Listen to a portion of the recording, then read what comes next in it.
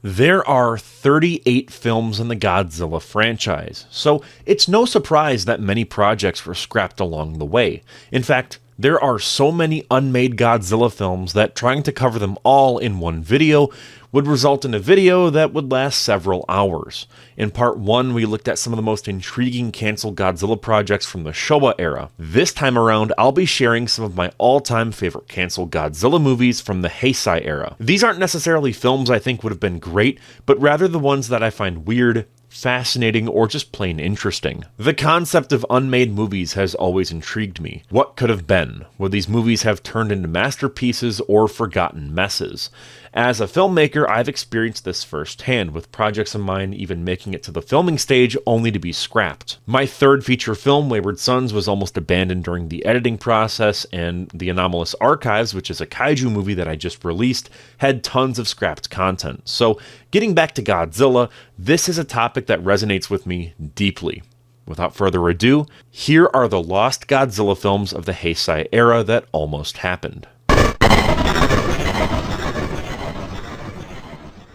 Originally proposed in the early 80s, Resurrection of Godzilla aimed to re-establish the King of the Monsters after years of dormancy. See, you have to remember that it had been the longest stretch of time without a Godzilla movie being made.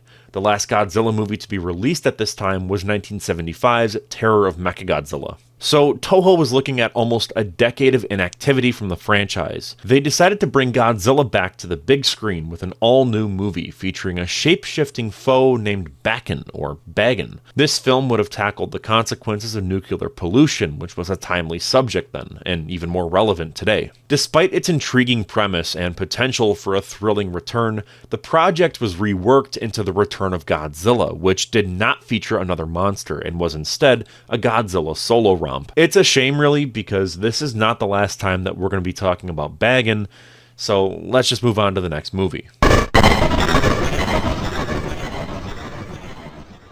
Mothra vs. Bagan would have been a fantastic showcase for Mothra, pitting her against the formidable Bagan. This film had the makings of an epic clash, but due to financial concerns after Godzilla vs. Biollante bombed, the project never saw the light of day. It's disappointing because the concept had real potential to breathe new life into the franchise and deliver a fresh take on kaiju battles that fans could rally behind. Thankfully though, fans would get the chance to see Mothra and Bagan battle in the 2022 series Godzilla. Godzilla vs. Bagan was an unrealized pitch from 1991 for the third entry in the Heisei Godzilla series, bringing the unused kaiju Bagan into the spotlight. This project was yet again supposed to be a showdown between Godzilla and Bagan, but the opportunity slipped away yet again as Toho shifted focus to other films. The potential for a showdown between these two titans could have pushed the franchise into exciting new territory, giving fans a very compelling narrative to sink their teeth into, but instead, we got a rehash with familiar enemies with the release of Godzilla vs. King Ghidorah. While nostalgia does have its place, it's just frustrating to see innovative ideas like Bagan get sidelined when they could have reinvigorated the series.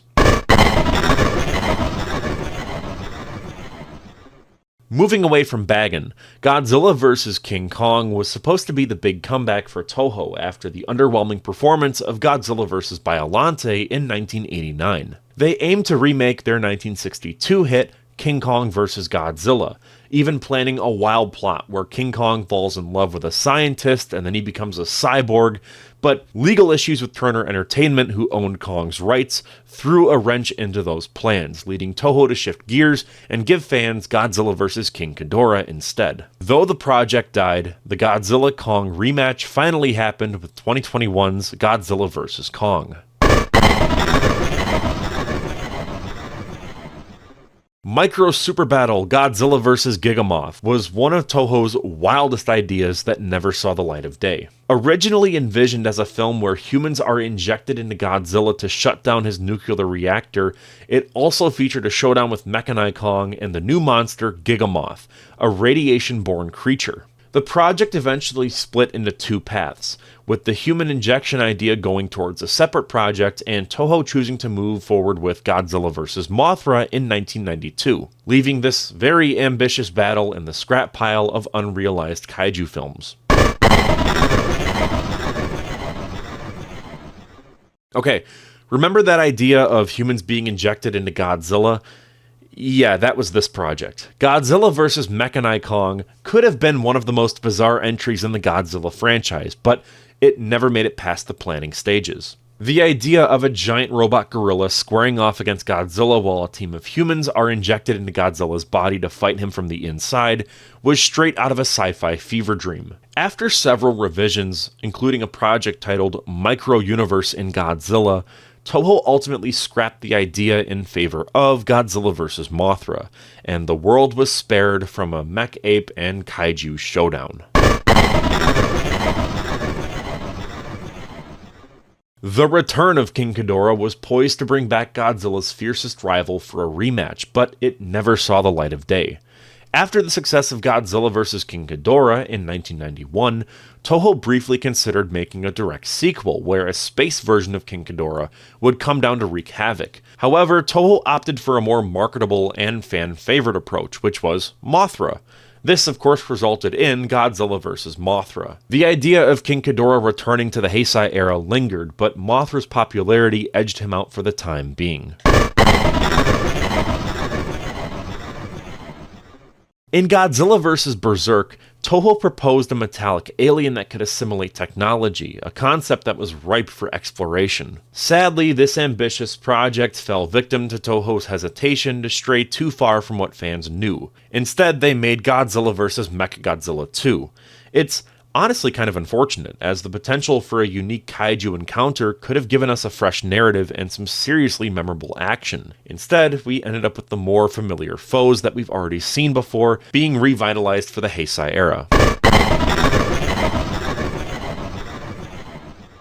Godzilla vs. AstroGodzilla was set to introduce a clone created from Biolante's DNA, blending sci-fi elements with your classic kaiju lore. This idea was ultimately held back by financial constraints, which caused the project to be shelved, only to then be reworked into Godzilla vs. Space Godzilla.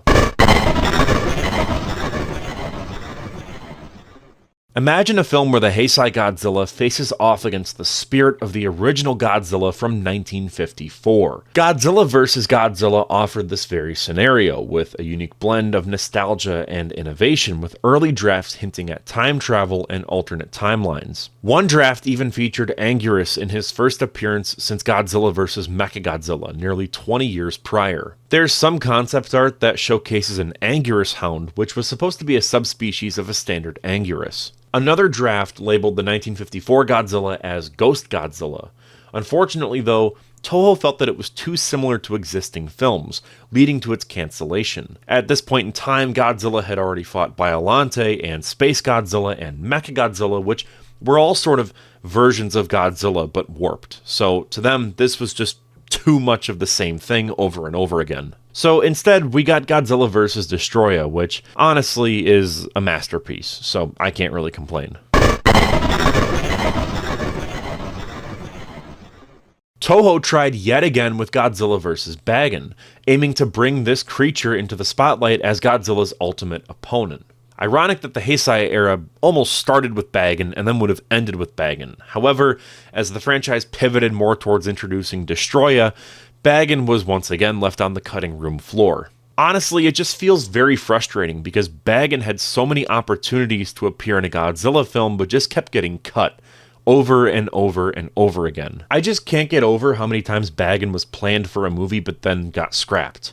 But thanks to fans, Bagan got his own Bandai Movie Monster figure in recent years, which is pretty cool, all things considered. There are countless other scrapped Godzilla movies that I could talk about, however, I think I'm going to stop here. If you guys like this concept, then let me know down below if you want a part 3 that would go over the Millennium, Monsterverse, and Reiwa eras. I've already made individual YouTube shorts about some of these projects and have made an entire video about the scrap sequel to the TriStar Godzilla movie as well as some of the Showa movies, so feel free to check those out as well. With all that out of the way, I'm Cole McCormick, you're watching Firewood Media, and I will see you in the next one.